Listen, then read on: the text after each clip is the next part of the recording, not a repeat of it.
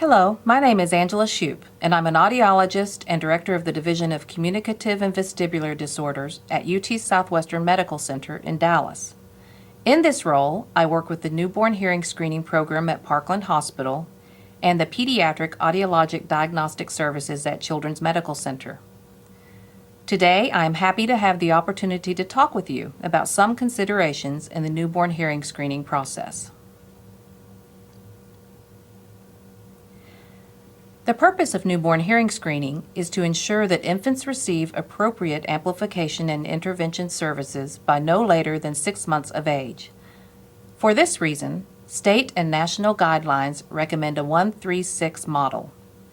In this model, the screening process should be completed by no later than the first month. The diagnostic evaluation process should have yielded a confirmation of hearing status no later than 3 months, and appropriate amplification and intervention services should be initiated no later than 6 months of age. Providers must recognize, however, that these guidelines are the outside edge of acceptable timing, as earlier accomplishment of each stage of the process would be advantageous. Progression through the necessary stages may be impacted by a number of factors. Some examples of factors that may influence progression include parental acceptance of the diagnosis and willingness to pursue early intervention, other health concerns, funding, and availability of services. For this session, we are going to focus on common questions asked about the first stage of the UNHS process, the screening.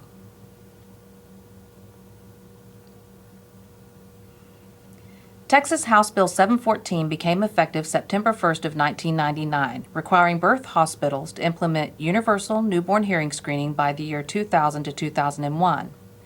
In addition, hospitals are required to report results to the state, parents, and providers.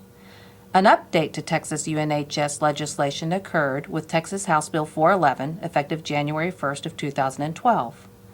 Modifications to the original bill included redefining birthing hospitals to include hospitals offering obstetrical services, licensed birthing centers, and children's hospitals. Thus, children's hospitals are now responsible for screening babies transferred to their facility from the birthing hospital prior to completion of a hearing screen.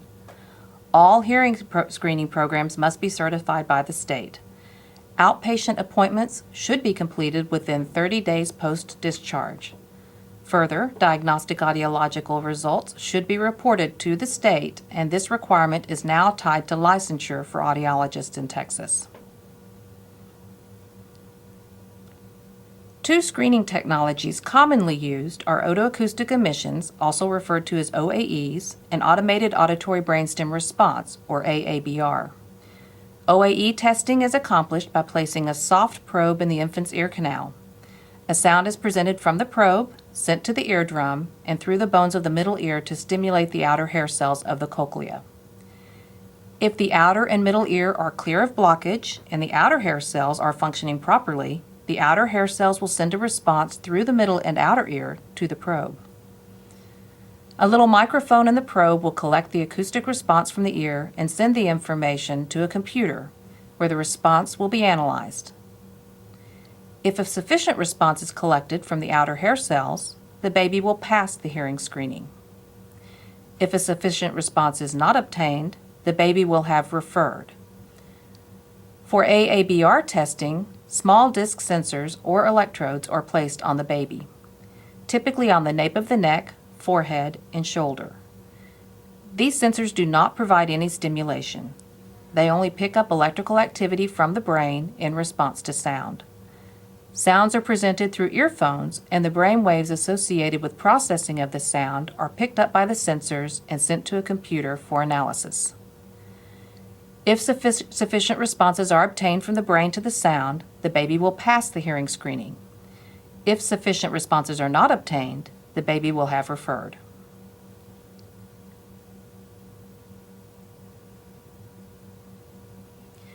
Most permanent reduced hearing sensitivity is associated with damage to the sensory hair cells in the cochlea, although there are cases of reduced hearing due to nervous system dysfunction, and this is referred to as auditory neuropathy.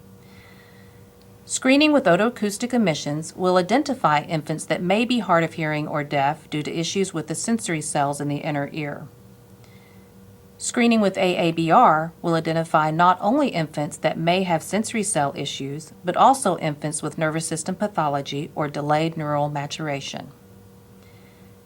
As auditory neuropathy is believed to be more prevalent in the infants with other health concerns, national recommendations allow for either technology, OAE or AABR, to be used in the well baby nursery, with AABR being the technology of choice for screening babies in NICU. And this is according to the Joint Commission on Infant Hearing 2007 statement. The 1-2-3 screening process. The overall health and well-being of an infant is the most important consideration. Infants in the NICU should receive a screening at the appropriate time in the course of their medical care. This will likely be close to discharge, and in many cases will mean that the initial screen will be at an age greater than 1 month. Delaying this screen will also ensure that the final screen reflects auditory status after any additional procedures and/or medical treatments. Since the initial screen may occur in an older age in these infants, an outpatient screen may not be necessary, and the infant may need to be sent directly for a diagnostic audiologic evaluation if they do not pass the inpatient screen.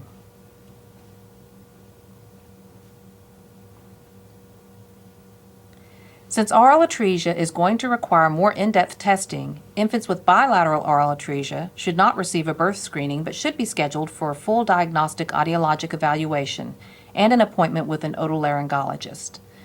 Infants with unilateral atresia may receive a birth screen to assess function of the non-atretic ear, but they should then be sent directly on for diagnostic evaluation and otolaryngology consultation rather than an outpatient rescreen.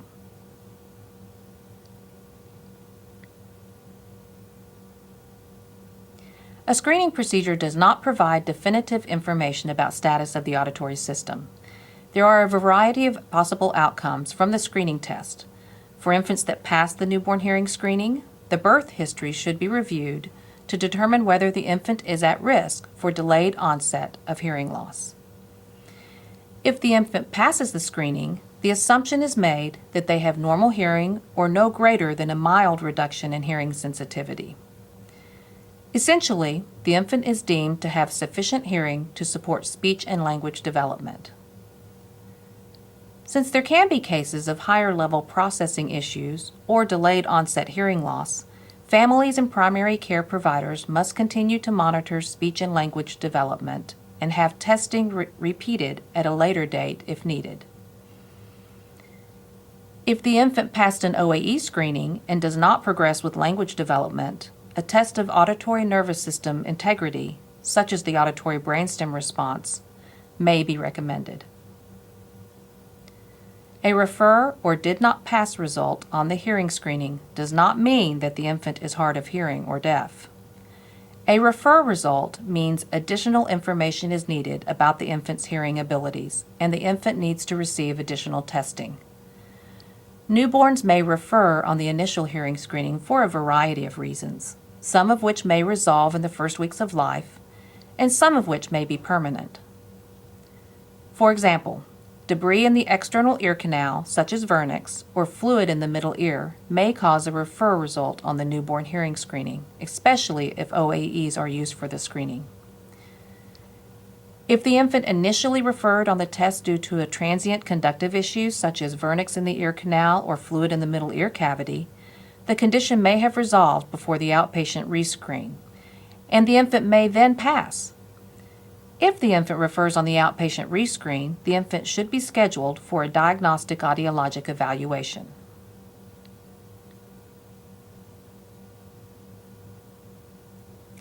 Parents and primary care providers should receive information about the screening results and technology used.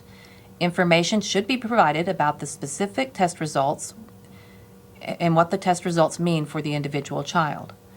For infants that pass the hearing screening without risk factors, information should also include developmental milestones for speech and hearing. If the infant has risk factors that are associated with delayed onset of hearing loss, parents and primary care providers should be notified of this and provided with recommendations for follow-up testing. If the infant referred on the hearing screening, recommendations for outpatient rescreening or comprehensive diagnostic evaluation should be provided.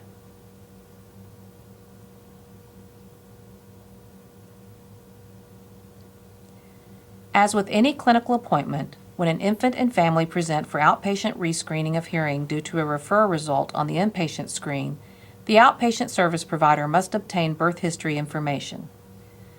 It is of utmost importance that the provider completing the outpatient rescreen confirm the type of screening completed in the hospital.